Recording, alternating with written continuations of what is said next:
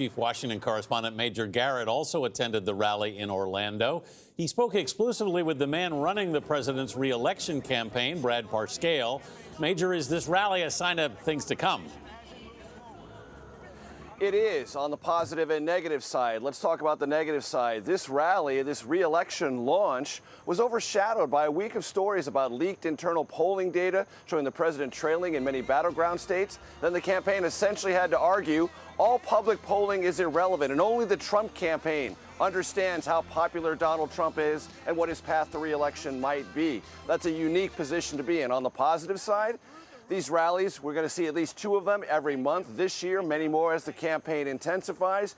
And think of the rallies not just as a political event, but as a portable data mining operation. Everyone who RSVPs for a Trump rally becomes part of an ever-enlarging Trump data set. Already nearly 100 million potential voters. That, the campaign believes, is its technological advantage. I asked Brad Parscale about just that yesterday.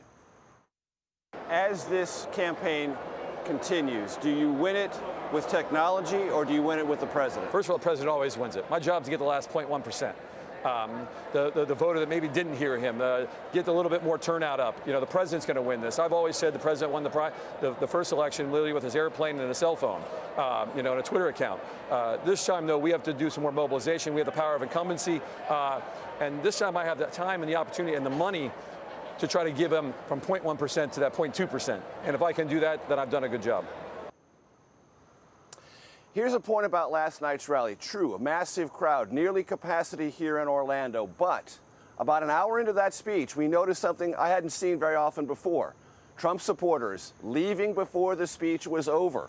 After the speech, the rally site cleared out quickly, and there was not the kind of intense pro-Trump enthusiasm I'd seen at previous rallies for the duration of the event. That's something the Trump campaign is probably going to have to pay attention to.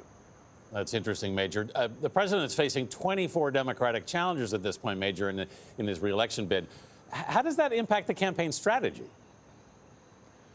Parscale told me that it really doesn't matter who the Democrats nominate, that the party is lurching, in his words, so far left that the president can contrast not only his accomplishments, but the future Democratic agenda, whoever the nominee is, in such a way as to not only mobilize hardcore Trump supporters, but also attract independents and some Democrats. So the campaign right now is only looking at what it describes as this leftward movement of the Democratic Party. I asked Parscale, does Joe Biden offer a sort of moderating effect on that? He said, absolutely not. The party will pull Biden relentlessly to the left, and if Biden's the nominee, he said Trump can beat him in all of the states that matter most in 2020. Major, got it. And can we just point out, you are not unusually short. Brad Parscale is very tall. He's like 6'8". I know Tony was pointing that out at the table. He is all, Gayle. Yes. He is all of 6'8". Yes, I know. He is a very tall man. That leaves me sort of doing a little bit of this. Yeah. Yes, I thought that was a good observation on Tony's part. Major, thank you very much.